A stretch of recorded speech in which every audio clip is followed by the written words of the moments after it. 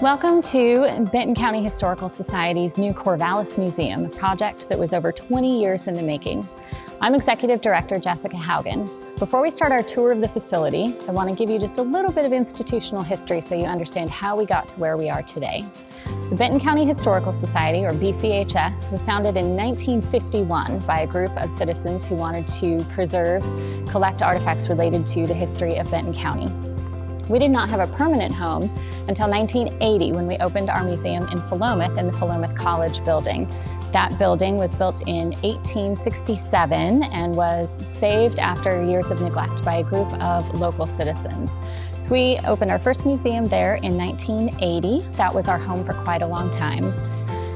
In 1995, Oregon State University announced they were closing the Horner Museum, a much beloved institution on campus. We immediately offered to take on the collection of the Horner Museum, which was around 60,000 artifacts. This, in effect, doubled the size of our collection, which was already around 60,000 artifacts on its own. Let's head over here and take a look at a few of those things. This portrait here is actually a portrait of Horner, the man who started the Horner Museum at Oregon State University. His idea for his museum was he wanted the residents of Corvallis and Benton County to be able to experience the world without leaving their hometown. This gives us an extraordinary gift in our exhibitry. Not only do we get to examine the history of Benton County as the Benton County Historical Society, but through the Horner collection, we get to explore the world and all different time periods. We have a few other things on display from the Horner collection, including the museum sign that was always outside the front door in the few different locations that the museum lived in at OSU's campus.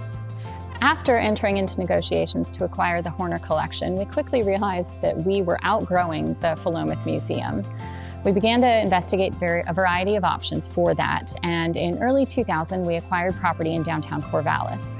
The original idea behind that acquisition was to build a storage facility for our collection.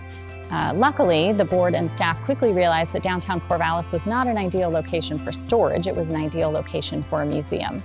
So we pivoted and built the Johnson Collection Center out in Philomath. It's a 13,000 square foot state-of-the-art collection storage facility.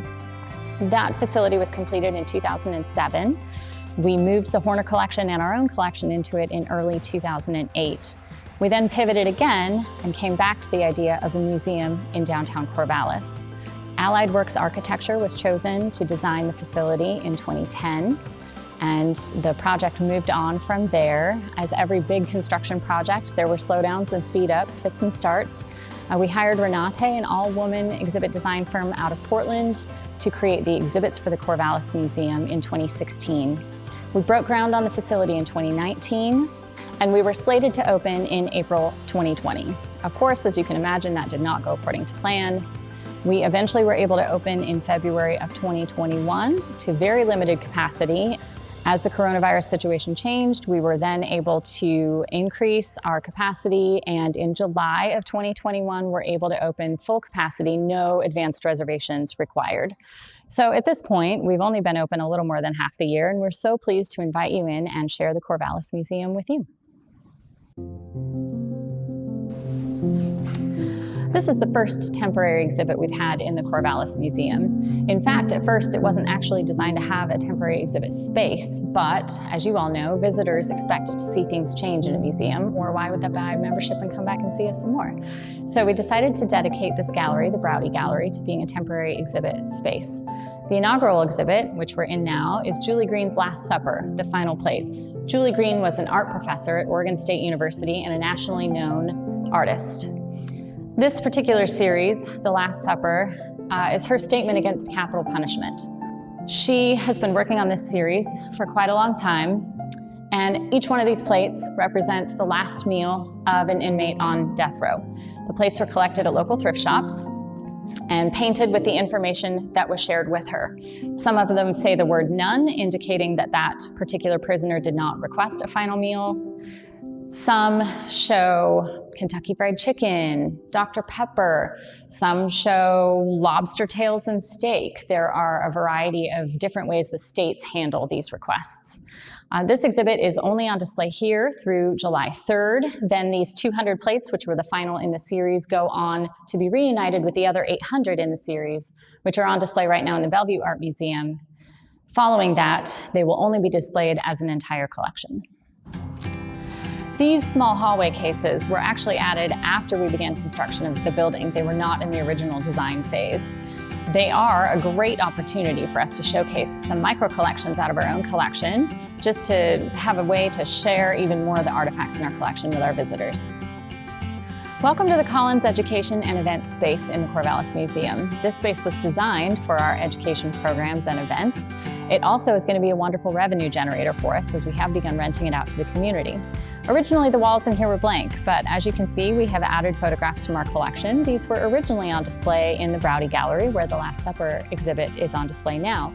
We moved them in here because we didn't want to lose the content for our visitors' sake, and it really warms the space up, so we intend to have things on display in here all the time from now on. We have more on this wall as well. Some other features of this room are a full AV presentation package on the wall behind me. That's where we have presenters, presentations, lectures done, etc. We also, on this side, have a small children's activity area. We built those into every single one of our galleries to ensure that our little ones have fun things to do. They have toys and books, things that are related to the theme of whatever gallery they're in at the time. The stairwell was another part of the building that was redesigned after construction started. Originally, the stairs were meant to come up the middle where Bruce the Moose is now. They felt that that wasn't as welcoming and wasn't as good of traffic flow, so they redesigned it to be the configuration you see now. These are more of the hallway cases that I mentioned previously, where we added more of our collection for our visitors' enjoyment. These are all different collections of postcards. This one is all funny hats, which is really a highlight for visitors. They stand here and laugh for quite a while. This is the Verhoeven Gallery. The inaugural exhibit in this room is Hats and Chairs, which is still on display for you to see. The idea behind this exhibit was really just a way to bring a lot more fun artifacts out of our collection. So all the hats and chairs are paired up. Our exhibit designers did a lot of really interesting things when coming up with the exhibit designs for this building. One of them, indicated by the words "Did you know" down here, is that they hid more information about certain photos and stories behind them, so you could open it up and get a sense of exploration while you were learning more about the stories in the particular gallery. This side of the gallery is particularly fun. On the wall to my right here, we have a photo of the auditorium in the old Corvallis High School. That was torn down a while back. On my left, we actually have some of the chairs paired up with hats from all the different decades during which that high school was in use. As you can see, we also incorporated some miniatures and some hat-making materials in hats and chairs.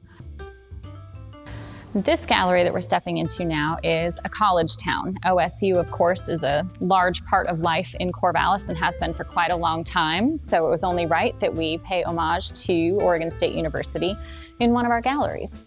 This is another way that our exhibit designers encouraged our visitors to explore and play a little in the galleries. These are actually the exhibit labels, the artifact labels.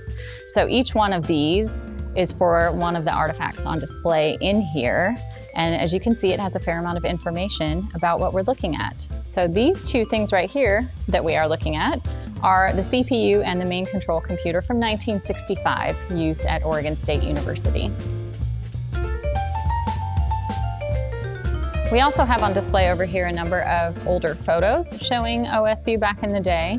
And on both walls of this gallery, we have a number of art pieces. A lot of people don't realize that in the 50s and 60s, there were a number of artists of the Northwest School teaching at Oregon State University.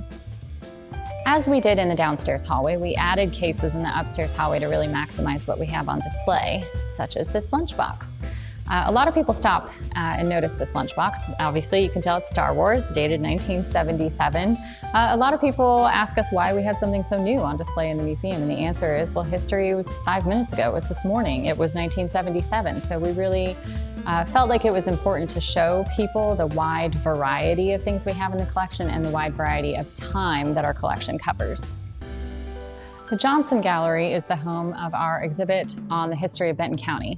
Our exhibit designers had a lot of fun with this exhibit, and rather than organize it chronologically, which is the traditional way to tell history, they organized it geographically. So that's represented by a number of different elements within the space itself. Notably, these signs that list the towns that are related to these artifacts right here, these are meant to be reminiscent of the pins on maps that we've all gotten used to seeing.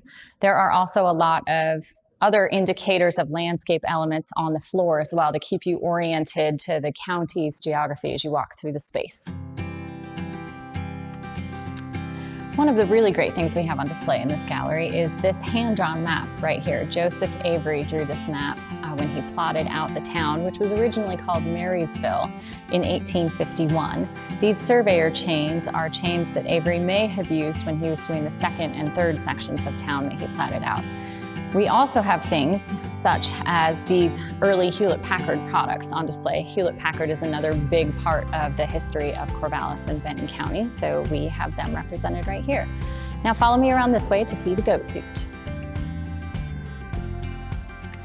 This is one of the most popular and intriguing artifacts in our collection. A lot of visitors ask us about it. This is William Finley's goat suit. You might have heard of Finley because the wildlife refuge near here was named after him.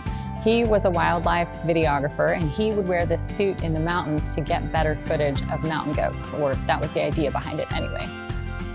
So of course you can't do an exhibit on Benton County or Oregon state history for that matter without having a nod to the timber industry, which we all know is massive in this state. This was a two-man chainsaw, if you can imagine being on one end of it. I sure can't.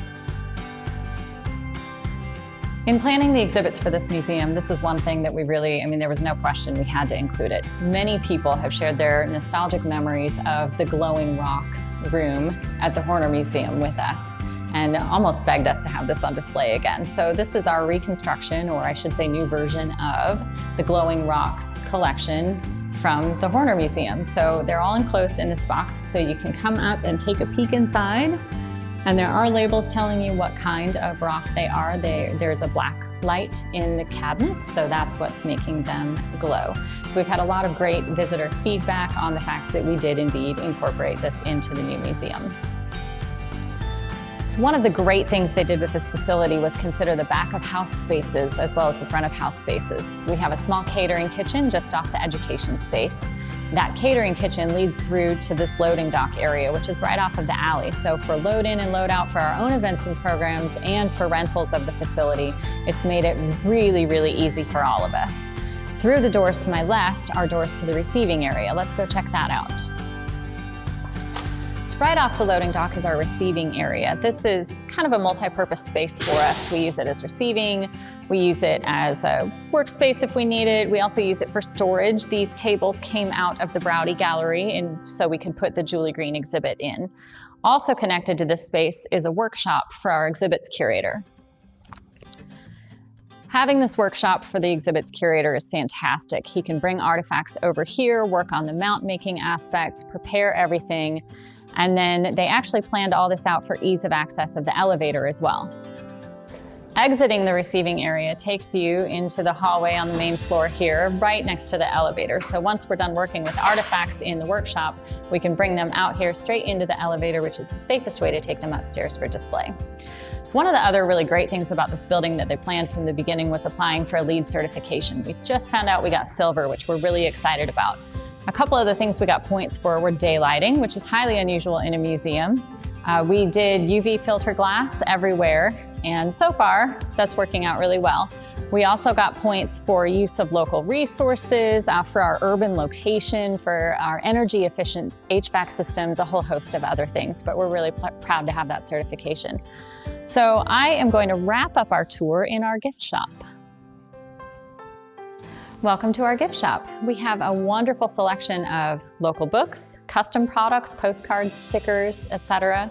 We have a lot of really beautiful handmade local products as well that you can see here in front of me. We have a lot of great items for children and an amazing selection of local art. So thanks so much for joining us for this tour. We've really enjoyed having you, and I'll see you guys later.